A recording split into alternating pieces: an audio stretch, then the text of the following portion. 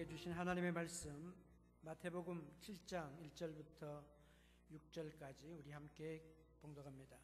비판을 받지 아니하려거든 비판하지 말라. 너희의 비판하는 그 비판으로 너희가 비판을 받을 것이요 너희의 헤아리는 그 헤아림으로 너희가 헤아림을 받을 것이니라. 어찌하여 형제의 눈 속에 있는 티는 보고 내 눈 속에 있는 들보는 깨닫지 못하느냐? 보라, 내 눈 속에 들보가 있는데 어찌하여 형제에게 말하기를 나로 내 눈 속에 있는 티를 빼게 하라 하겠느냐? 외식하는 자여, 먼저 내 눈 속에서 들보를 빼어라. 그 후에야 밝히 보고 형제의 눈 속에서 티를 빼리라. 거룩한 것을 개에게 주지 말며 너희 진주를 돼지 앞에 던지지 말라. 저희가 그것을 발로 받고 돌이켜 너희를 찢어 상할까 염려하라. 아멘. 할렐루야. 우리 옆에 사람과 인사하십시다. 하나님이 당신 사랑하십니다. 또 다른 편에 있는 분 보시고 하나님이 당신을 축복하십니다. 벽을 보고 하실 필요는 없죠. 벌써 가을이 됐습니다. 오늘 읽은 말씀 바르게 판단합시다는 제목을 가지고 우리가 함께 말씀을 생각합니다. 목사님들이 보는 기독교 잡지들이 있습니다. 특별히 성경 해석에 대한 그런 매거진에 이런 이야기가 났습니다. 성경을 문맥이나 본래의 그 이야기의 흐름과 관계없이 자기 마음대로 설교하던 한 목사님이 있었습니다. 그런데 강도를 만났습니다. 강도를 만나서 강도가 이제 총을 겨누고 두 손 들어 손을 들었습니다. 하는 말이 당신이 주는 것보다 받는 것이 복되다고 설교했죠.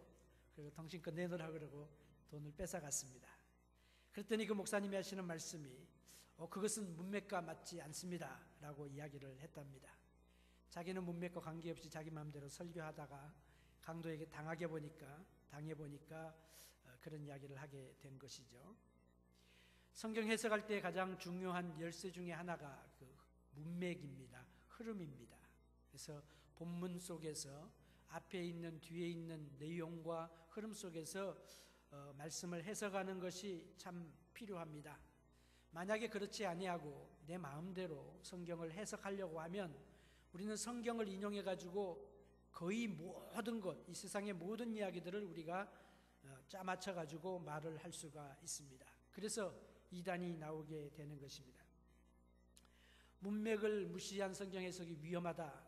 여러분 메뚜기식 성경 읽기 방법의 위험을 거듭 여러분이 이제 잘 아시리라고 생각을 합니다. 어느 사람이 은혜를 받아가지고 나도 말씀을 읽고 그 말씀해 주시는 말씀 내용대로 하루를 살겠다 생각을 하고 아침에 일어나서 성경을 펴는 대로 살기로 결심한 그런 사람이 있었습니다. 하루는 성경을 펴가지고 쳐 읽었더니 마태복음 27장 5절이 들어왔습니다. 유다가 은을 성소에 던져놓고 물러가서 스스로 목매어 죽으니라. 이게 재수가 너무 없다. 이게 잘못됐다. 그래서 한번 다시 또 폈습니다. 폈더니 몇 장을 폈냐면 누가복음 10장 37절을 폈습니다. 가서 너도 이와 같이 하라 하시니라. 이런 식으로 성경을 내 마음대로 펴가지고 그렇게 읽게 되면 물론 하나님이 기가 막히게 주시는 은혜도 있어요. 그날에 맞춰서 주시는 은혜도 있지만 잘못될 수도 있는 것입니다. 그래서 문맥이 중요한 거예요.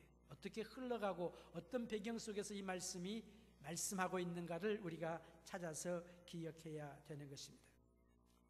제가 제 이야기를 많이 안 합니다만은 그래도 제가 설교 잘한다고 상을 여러 개 받았습니다. 제가 신학교에 있을 때도 설교학 교수들이 주는 상도 여러 개를 받고 그래서 설교의 여러 가지 스킬이나 테크닉이나 이런 것들을 제가 잘 알고 있음에도 불구하고 저는 강해 설교를 고집을 합니다. 그래서 본문을 통하여서 본문의 그 말씀이 성경 전체에 비추어서 어떤 말씀이고 이 말씀의 흐름 속에서 말씀에 주시는 그런 교훈을 찾으려고 참 많이 노력을 합니다. 그것은 제가 가지고 있는 어떤 설교의 스킬보다도 성령께서 말씀을 통하여 주시는 그 성령님의 능력을 더 크다고 저는 확실히 믿기 때문인 것입니다. 오늘 제가 좀 긴 이야기를 했습니다마는 우리 성경 가운데서 잘못 해석된 구절상을 만약에 만들어서 그것을 표창을 한다고 할 것 같으면 마태복음 7장 1절 2절이 단연 가장 잘못 인용되어진 성경 구절 중에 하나가 될 것입니다.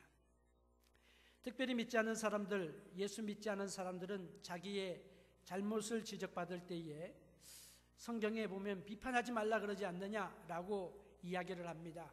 그러므로 인해서 우리를 혼돈스럽게 만드는 경우들이 종종 있습니다.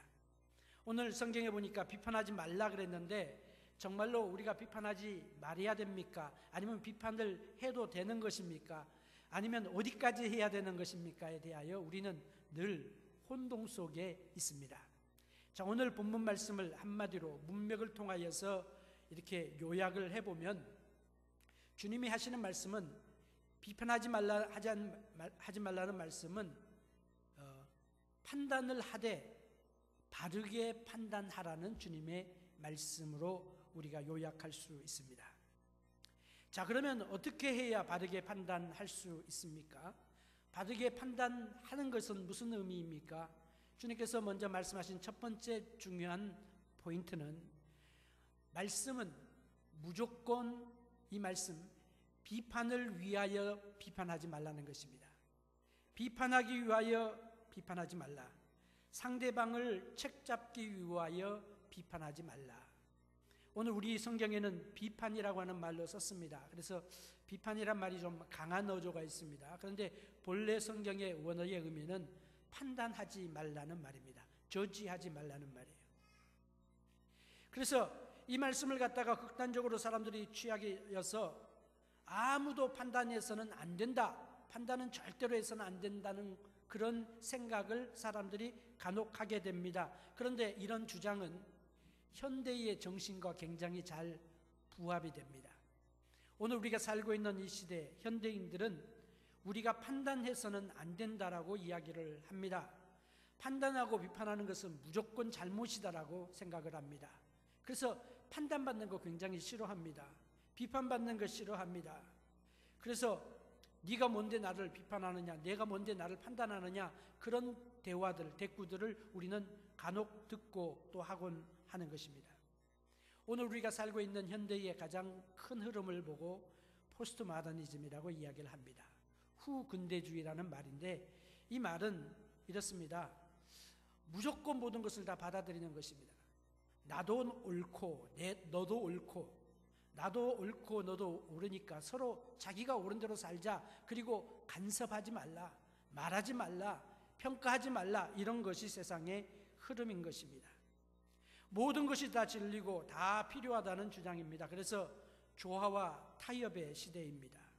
현대는 포용력과 수용력을 강조하고 있습니다. 그래서 강한 비판, 강한 의견이 설 자리가 없는 시대가 되었습니다. 어느 사상도 어느 종교도 다 좋다는 그런 주장입니다. 포용력 자체가 나쁜 것 아니죠. 그러나 어떤 것도 다 좋다, 모든 것이 다 진리다라고 말하는 것은 성경 말씀에 비추어 봤을 때에 잘못되었다는 것이죠. 세상은 말합니다. 주의 깊은 평가, 비평적인 평가는 필요 없고 무조건 나를 받아들이라고 이야기를 합니다. 이런 가운데서 이제 종교다원주의가 생기죠. 종교다원주의라는 말씀 여러분 들으신 줄로 압니다. 종교다원주의는 가지고 있는 우리 기독교의 독특성을 갖다가 포기하라는 그런 주장입니다. 절대적인 진리가 없다. 모든 길이 다 같은 거다. 그래서 모든 종교는 궁극적으로 같은 것이기 때문에 어느 길을 가라 같은 목적지에 도착하니까 예수를 믿어도 또 모하메드를 믿어도 부처를 믿어도 결국 그 무슬림이 말하는 그 하나님이 기독교가 말하는 하나님이고 유대교가 말하는 그 여호와이기 때문에 다 구원받는다라는 생각을 사람들이 하고 싶어 합니다. 그래서 어떤 사람이 강한 원리와 또 확신에 대한 용기와 분명한 의식을 가지고 있다면은 환영받지 못합니다. 직장 생활에서도 신앙 양심을 이야기하고 정의를 이야기하고 성경의 절대성과 진리를 이야기하고 또 절대적인 선의 개념을 이야기하면 사람들이 싫어합니다. 환영받지 못합니다. 충고하면은 너 나 설교하느냐? 나한테 설교하느냐? 하면서 제일 듣기 싫어하는 것이 설교인 것처럼 그게 세상의 이야기인 것 같습니다만은, 그래서 다른 사람의 이야기를 듣기 싫어해요.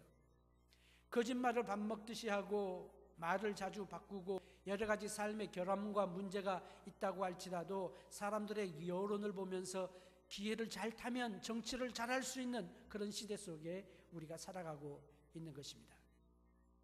이런 환경에 우리가 익숙해 있기 때문에 우리가 뭐라고 말합니까? 내가 누군데 당신을 판단하느냐? 판단 안 하겠다는 거죠. 그건 나를 판단하는 거야. 이것을 옳다 그르다 말할 수 없어. 이런 이야기죠. 판단하지 말라. 죄 없는 자가 먼저 돌을 들라 돌로 치라고 말씀하지 않았느냐? 우리가 판단하는 것은 아니지만 그러나 그러면서 판단을 내가 누구한테 무슨 이야기를 하고 싶을 때는 그렇게 하죠. 내가 판단하려고 하는 건 아니지만 그러나 이건 이렇지 않느냐? 꼭 앞에 말을 붙이지 않으면 안 되는 그런 시대에 살고 있습니다. 성경이 정말로 그렇게 말하고 있습니까? 그렇지 않습니다. 성경은 무조건 비판하지 말라. 이건 성경의 가르침이 아니에요. 만약에 비판하지 말라는 이 말을 세상 사람들이 말하는 것처럼 우리가 극단적으로 수용한다고 할 것 같으면요, 없애야 될 게 참 많습니다. 사법제도 없애야 됩니다. 그렇죠? 의견을 수렴하는 거 없어져야 됩니다. 또 가르침이나 혹은 그 교훈에 대하여 그거 받을 수가 없는 것입니다. 따라서 교회에서 견책하는 것, 책망하는 것, 죄에 대한 설교, 이 모든 것 다 할 수가 없는 것입니다. 이건 주님의 비판하지 말라는 그런 의미의 뜻이 아니라고 하는 것입니다. 사람은요, 판단하고 살고 있습니다. 여기 이제 비판이라 그러면 우리가 크리티시즘을 생각하고 판단 그러면 저지를 생각하기 때문에 제가 말을 원어에 가까운 말로 바르게 판단합시다 라고 제목을 결정을 했습니다. 판단하는 것은 보통 세 가지 말의 의미가 있는데 구별하는 겁니다. 분별하는 겁니다. 선이냐 악이냐 분별하는 거죠. 또 결정하는 것입니다. 내가 결정해서 이렇게 하겠다 하는 거, 이거 저주의 의미가 있습니다. 또 판단한다는 말은 견책하고 책망하는 것을 말합니다. 법정에서 신문하는 것을 말합니다. 우리는 판단하지 않고는 살 수가 없어요. 하루에도 수천 가지 판단 속에 살아갑니다. 무슨 옷을 입을까, 또 무슨 양말을 신을까부터 시작해가지고 하루 종일 우리는 결정 속에서 살아가게 됩니다. 반면에 우리의 판단하는 판단이 무조건 비판적일 때가 있습니다. 또 다른 익스트림이 되겠죠. 어떤 사람은 절대로 판단하지 말라. 근데 또 어떤 사람들은 판단하기를 굉장히 좋아하는 사람들이 있습니다. 사람이 생긴 이래로, 창조된 이래로 지금까지 가장 만성적이고 고질적인 문제 가운데 하나가 바로 부정적이고 비판적인 그런 생활의 모습인 것입니다. 어떻게 보면 이런 사람들이 말이 더 세죠. 비판 많이 하는 사람들 말이 굉장히 강합니다. 톤이 높습니다. 그리고 직설적입니다. 그래서 그 말을 듣는 사람은 그냥 상처를 많이 받게 됩니다. 어느 의학 리포트가 계속 불평하는 사람들을 통계내봤더니 만성적으로 불평하는 사람들이 오래 산다는 그런 이야기를 냈습니다. 한 기자가 그걸 생각해봐도 아무리 그 말이 생각해도 이해가 안 되는 거예요. 이 리포트에 의하면 사람들이 다른 사람을 비판하는 것을 삶의 어떤 자기의 스트레스를 푸는 그런 것으로 생각을 하는 경우들이 있다는 것입니다. 이 의학 리포트를 본 한 기자가 생각을 하면서 해석을 이렇게 했습니다. 만성적으로 계속 불평하는 사람들이 정말로 오래 사는 것이 아니라 그 주변에 있는 사람들이 저 불평 많이 하는 사람은 지긋지긋하게 오래오래 산다고 느끼는 것일 것이라고 그렇게 해석을 했습니다. 어떻게 해석하든지 간에 마찬가지예요. 성경은 만성적인 불평하는 사람들, 만성적으로 판단하는 사람들을 결단코 칭찬하지 않으셨습니다. 이스라엘 백성들의 어려운 삶의 현장의 모습들은 우리가 이해가 됩니다. 그런데 성경이 말하는 그 유대인들이 광야 생활할 때 히브리 백성들이 광야 생활할 때 그들은 정말로 계속적으로 불평을 했습니다. 날마다 기적을 보면서, 날마다 기적을 체험하면서, 날마다 하나님의 임재가 성막 가운데 임하여 있음을 보면서도 그들은 불평을 했습니다. 그래서 그들은 불평 소리와 함께 광야에서 망하게 되었습니다. 불평하던 사람들 있잖아요. 60 이상 살지 못하고 다 죽었어요. 나이 20세 된 이상 사람들 중에서 그 광야에서 다 죽잖아요. 불평하고 범죄한 것 때문에. 그러나 적극적이고 긍정적이고 믿음의 선언을 하고 믿음의 말을 하는 여호수아와 갈렙은 가나안 땅에 들어가서 그 땅을 차지할 뿐만 아니라 오래오래 삽니다. 110살 이상 사는 그런 장수하게 되었습니다. 간혹 보면은 이제 그 만성적으로 비판하는 사람이 있습니다. 야당을 위해서 야당하는 사람. 야당이 정권 잡으면 여당이 되잖아요. 그런데 어떤 사람은 지속적으로 야당에 나와가지고 야당을 하는 거예요. 건설적으로 비평하고 문제를 지적하는 그런 것은 좋은 것인데, 문제를 제기하기 위하여 문제를 찾는 사람이 있습니다. 불평거리를 만들기 위하여 불평하는 사람들이 있습니다. 상대방에 알려준다는 명목으로 이렇게 상대방의 약점을 말하기를 즐겨하는 사람들이 있습니다. 과거의 실패와 과거의 생활을 들추어내는 사람들이 있습니다. 가습하고 다른 사람이 막 키득키득거리면서 저 사람은 그런 사람이야 뒤에서 수군거리는 그런 사람들이 있다고 하는 것입니다.